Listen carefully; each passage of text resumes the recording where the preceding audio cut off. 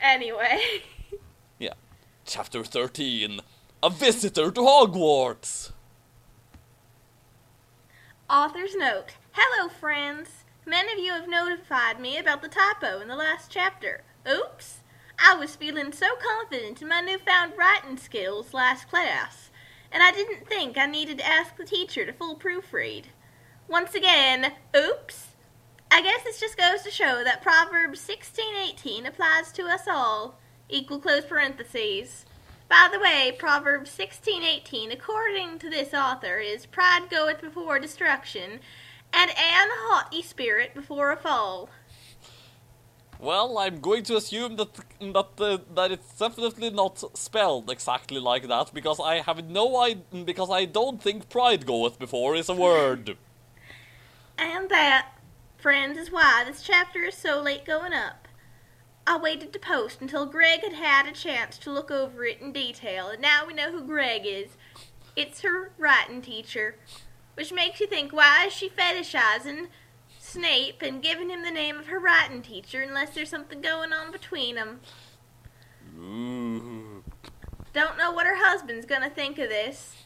He says I'm definitely improving, but he did still have some suggestions. Hope you all enjoy.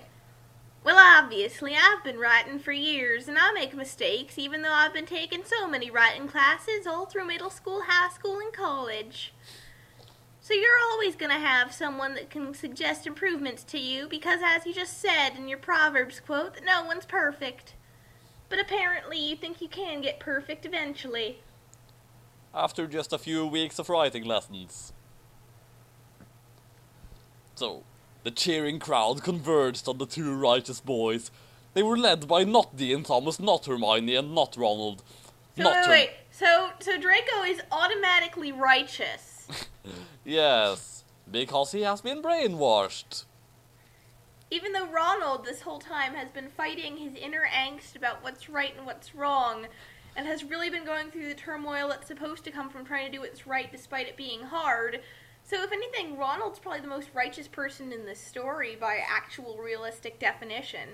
But no, he's a Catholic, so... Not Hermione reached Not-Harry first.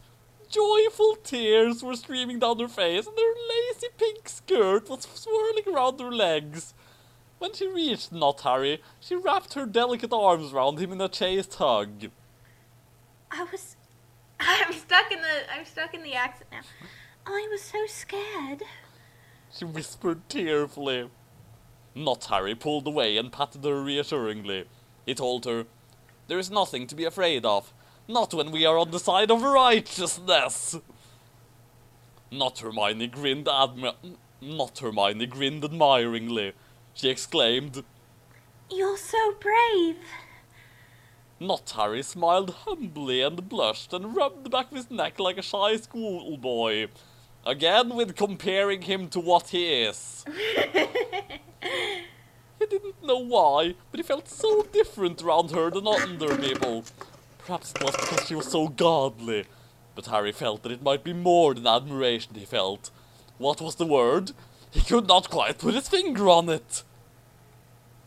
Infatuation. Nah, that can't be it. Not Dean Thomas stepped forward and gave him a very polite handshake.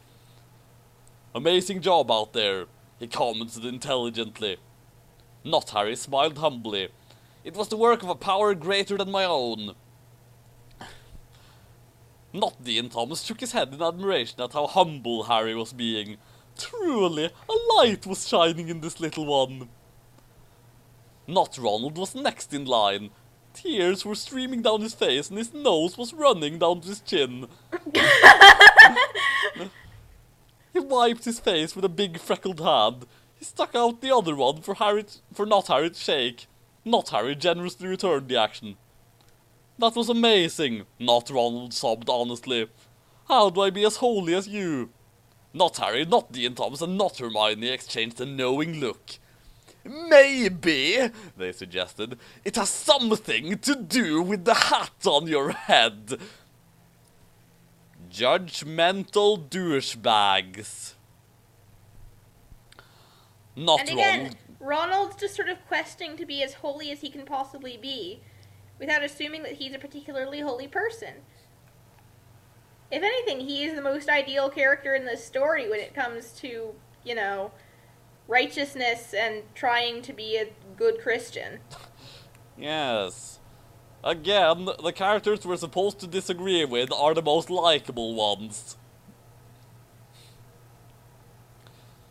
Not Ronald got a thoughtful look on his face. How his many siblings that were far too many for his two parents to care for did not like the look of that. Altogether. Now, I've heard some controversy about this line, about how, what? Too many siblings? No, clearly this is a contradiction of go forth and be fruitful, go forth and multiply. But clearly she's contradicting the tendency of Catholic families to breed like rabbits just so that they can have more people in their faith. And those scoundrelly Irish always overpopulating and taking all the good jobs. Wait, that's probably 100 years at least behind in sentiment. Well, that wouldn't be a surprise with this author to have that kind of sentiment. It's not like she's already archaic in some of her viewpoints. Indeed. Altogether, they walked over and grabbed Not Ronald and pulled him away. Not Harry, not Dean Thomas, and not Hermione were sad, but they hoped in their heart that their words of truth would plant seed and grow. I think Ronald already knows that he wants to change his faith if that can make him more holy. It's not that he doesn't want to. He's suffering from pressure at home.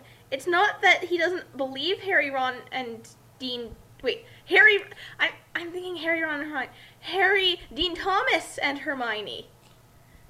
It's just that he's fighting against other forces in his life, which, again, is the most realistic situation. But before they could think too much about that, a car pulled into the parking lot. It did not look like the car a busy mommy or daddy would have. No, this was a small, so-called eco-friendly car. Eco-friendly cars are evil. Clearly it must belong to a Democrat. Not Harry, not Dean Thomas, and not Hermione looked at it suspiciously. They did not know who would come out of it, but they got the feeling it would not be someone good. The car stopped. The door opened. A man stepped out. He was tall and pale-skinned. He was a younger man, with only a thin layer of hair hidden underneath his shirt. He was wearing a t-shirt and sweatpants and sneakers. No one seemed to take much notice of him, but then the Reverend's wife stepped onto the scene. She screamed. She fainted. At the sound of her cry for help, the Reverend Dumbledore came running to the rescue. So many so-called pro-women's rights people think that Ephesians 5:22-25 is just about women being submissive. What they don't talk about is that it also tells husbands to sacrifice for their own wives. Wow! Does that sound impressive? And by the way, yes, I do think those paragraphs sound oppressive. When he saw the man who had just gotten out of the car, he stopped and gasped, and then he shouted, "Stand back, students! This is Voldemort himself!" Author's note, blessings. And by the way, Ephesians 5:22-25, according to this author, wives, submit unto your own husbands, as unto the Lord. For the husband is the head of the wife, even as Christ is the head of the church, and he is the Savior of the body. Therefore, as the church is subject unto Christ, so let the wives be to their own husbands in everything. Husbands, love your wives, even as Christ also loved the church, and gave himself for it. Also die in a fire.